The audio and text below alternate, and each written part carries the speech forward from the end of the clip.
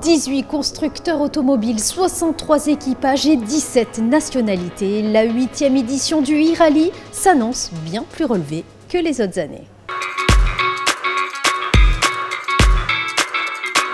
Avec un parcours tenu secret jusqu'à la dernière minute, l'épreuve de 14 spéciales de régularité offre cette année de belles nouveautés. Nouveauté de cette année, c'est surtout une nouveauté au niveau de la première spéciale qu'on appelle Checkdown, e-Checkdown, qui ne comptera pas pour le classement général, mais qui permettra de faire, comme on dit, une mise en jambe pour les concurrents. Et également, la nouveauté aussi, c'est la dernière spéciale qu'on appelle e-Power Stage, un peu en rapport avec le WRC, où il y aura un classement un peu différent pour cette dernière spéciale.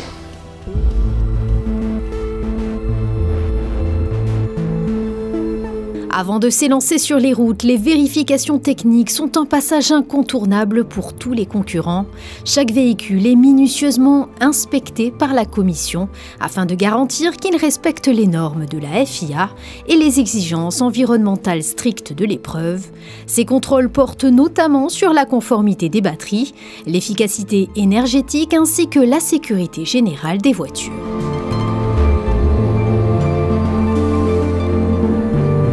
Parmi les pilotes, nous retrouvons un nom qui résonne avec fierté dans l'histoire du sport automobile. J'ai eu une opportunité qui s'est présentée, donc l'Automobile Club qui m'a proposé de participer au e-rally de Monte-Carlo. Et avec mon papa qui est ancien pilote de course, il m'a aidé à préparer, à aller dans les routes de montagne, enfin dans l'arrière-pays, du coup pour préparer ce rallye. Je suis super contente de le faire.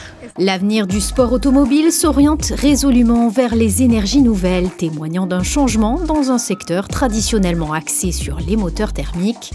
Alors que les préoccupations environnementales et les enjeux climatiques prennent de plus en plus d'importance, les compétitions s'adaptent en intégrant des technologies plus durables. Ça prouve qu'on peut faire des rallyes de différentes manières. Je suis certain que le sport automobile a un long avenir.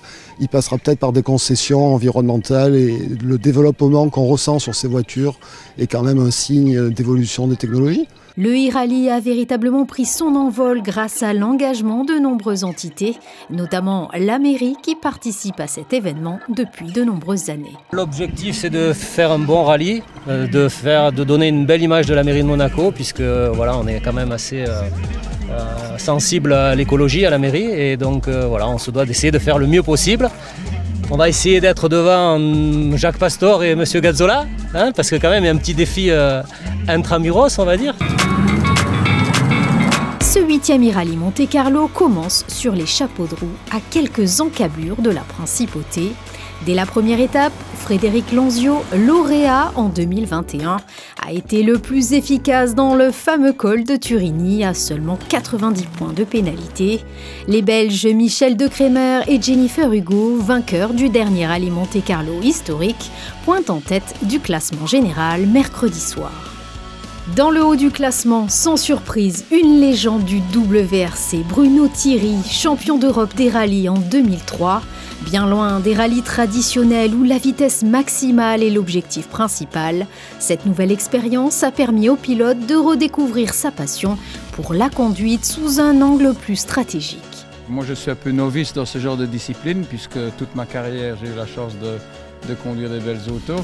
Donc ici, c'est pas une reconversion puisque moi le temps il est passé, j'ai passé l'âge. Mais sous l'invitation de Volkswagen Belgique, j'ai trouvé l'idée originale. Ça n'a rien de sportif, mais c'est une discipline quand même assez excitante parce que c'est tellement serré. On est confronté à des gens qui font tout un championnat.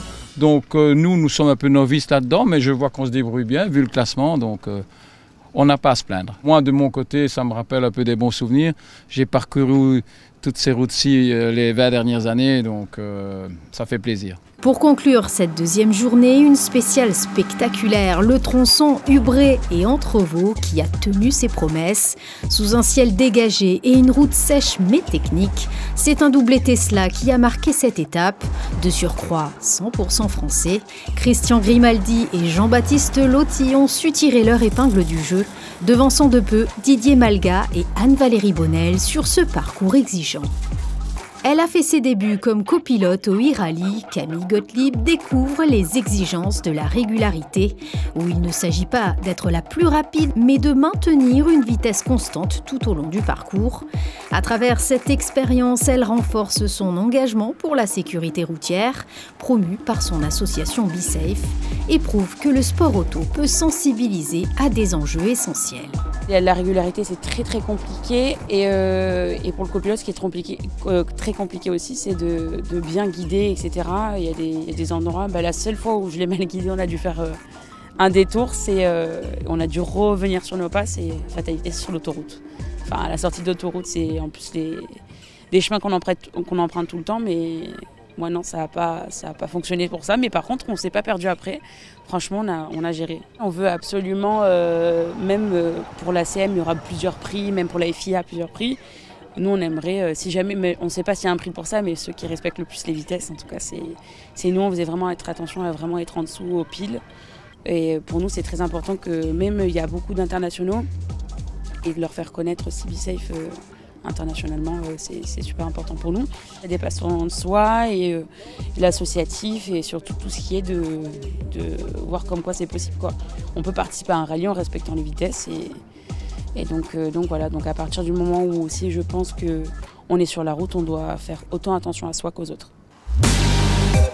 La lutte pour la tête du classement général s'intensifie vendredi. L'équipage Kondo-Serniez au volant de leur Kia termine à 30 points seulement devant les monégasques Olivier Campana et Nicolas Milanesio aux couleurs du Yacht Club de Monaco. Cet équilibre permet aux deux équipages de creuser encore plus l'écart avec leurs concurrents directs.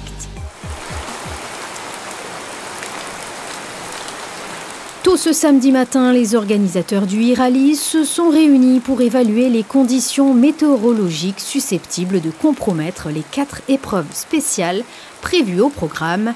Après une analyse minutieuse des données et en tenant compte des recommandations gouvernementales, le directeur de course a finalement décidé d'annuler la 4e étape.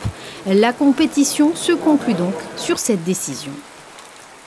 Prendre cette décision, nous l'avons prise ce matin à 5 heures dans un collège avec tous les membres de l'Automobile Club responsables de ce e-rallye. Et voilà, ça a été malheureusement une décision, je pense, sage vu les conditions qui se passent actuellement. Le classement officiel est donc tombé en fin d'après-midi. Sans surprise, c'est Eneko Condé et Lucas Serniez sur leur Kia qui remportent ce 8e e-rallye Monte-Carlo. L'Espagnol est fier de détenir désormais un record. Decisión difícil para la organización el tener que cancelar una última etapa que podía ser decisiva porque además el tiempo estaba difícil. A nosotros nos encantan estas condiciones de tiempo, hubiera sido divertido para todos, pero si era peligroso creo que es la decisión correcta y nosotros felices, muy felices de repetir triunfo aquí en el Principado. Sí, era el gran reto, el plan era intentar revalidar el triunfo de la temporada pasada y hemos conseguido hacer historia porque nadie había repetido triunfo en un eco-rally, así que estamos felices de ser los primeros y habrá que venir a una tercera vez. Et c'est sous la pluie que cette 8e édition du e-rallye se termine. Cette épreuve est bien plus qu'une compétition. C'est un véritable terrain d'innovation où se mêlent défis écologiques et prouesses techniques.